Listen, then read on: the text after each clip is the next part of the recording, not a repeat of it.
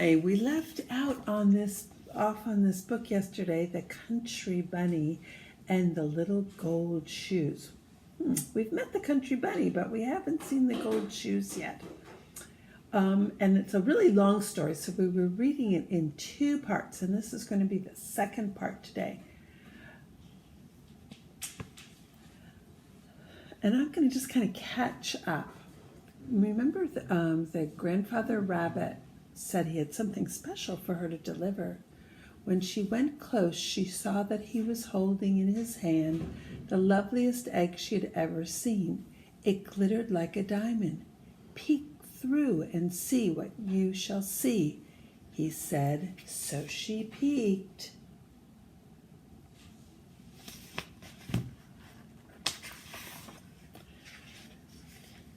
And she saw a beautiful scene with a sleigh and a lake with people skating on the ice.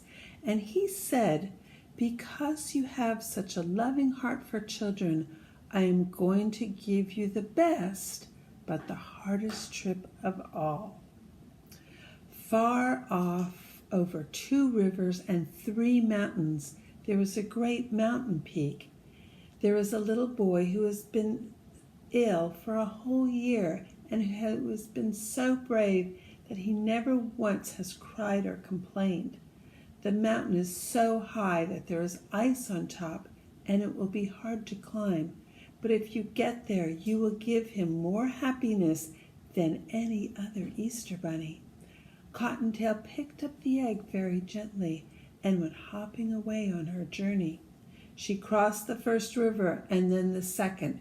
She went over the first mountain and then another mountain and yet another until at last she reached the highest mountain of all.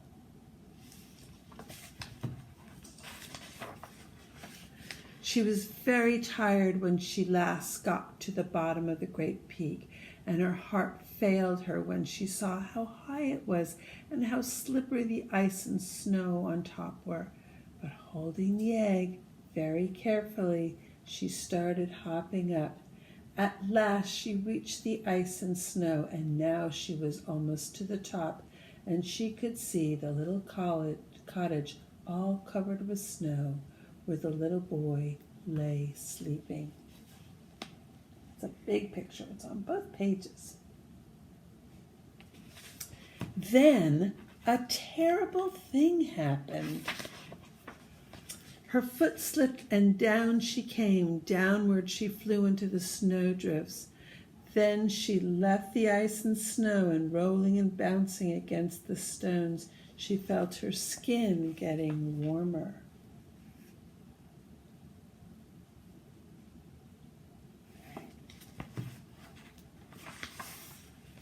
Down, down she went, and she crashed through a thicket of budding laurel, rolling across the pasture, and finally struck against the trunk of a great apple tree that was just ready to bloom for Easter. And there she lay with the egg still safely clutched in her paw, but with a great pain in her leg. She tried to rise again because she saw a lovely pink light in the sky, and she knew that in a few minutes more it would be day, and the little boy would be sad if she did not get the egg to him. But the pain was so bad she fell down. Then she felt something touch her shoulder, and she looked up. Can you make a guess what is there? Right before her, way off,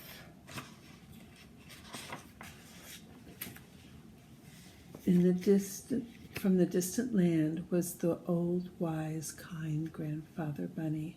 And he smiled at her and he said, "You are not only wise and kind and swift, but you are also the bravest of the bunnies. And I shall make you my very own gold shoe Easter bunny." And he reached over, and she saw for the first time that he was holding a tiny pair of gold shoes in his hand.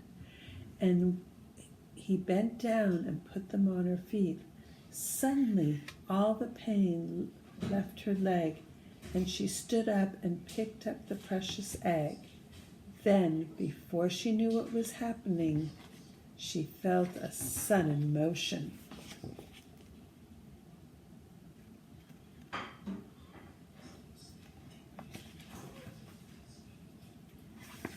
She found herself flying high into the air. Over the pasture she flew, over the laurel, over the stones, until at last when she landed, she looked back and she saw that one single jump had carried her halfway up the mountain.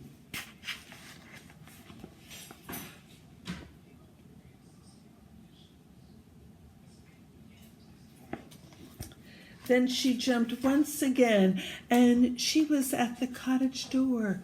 Quickly she squeezed through the tiny crack that had been left open, just in case the bunny did come all that way.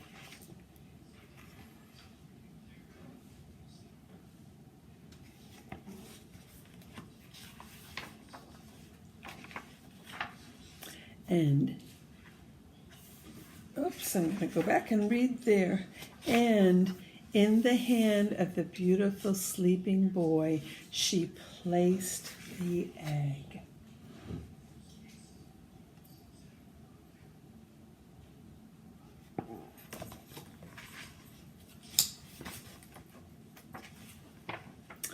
Then, just as the Easter morning sun rose over the edge of the world, she jumped quickly back to the palace, where she found her little basket for her own little bunnies, and went hopping back home to give them a happy Easter. Mother Cottontail found that the garden was tended. Remember how good her bunnies were? At doing all those chores. And sure enough, just as she said, everything was in order. The floors were swept, and there were 2 lovely new pictures painted and hanging on the wall. The dishes were washed and shown in the cupboard. The clothes were washed and mended and nicely hung away. And her 21 children were all sound asleep in their little beds.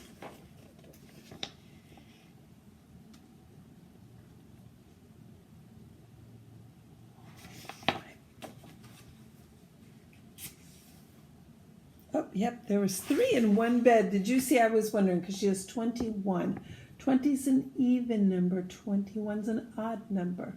So you'd have to have 1 left over. And there he is.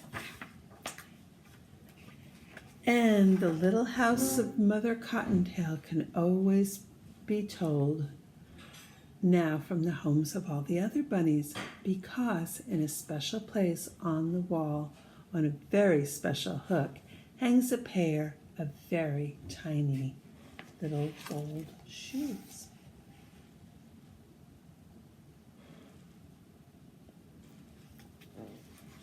Now, yesterday I showed you a very tiny, tiny egg, and today I'm going to show you another egg. This is a sugar egg. It's all sugar.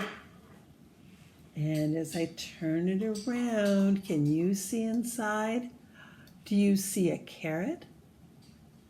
Do you see a bunny with an egg and some flowers? In my family, we like to make these and give these as gifts. I wish I could be with you and give you one, but instead, I'll show it to you. Okay, another story tomorrow. We're going to do something a little different. I think a chapter book. Be seeing you. Bye-bye.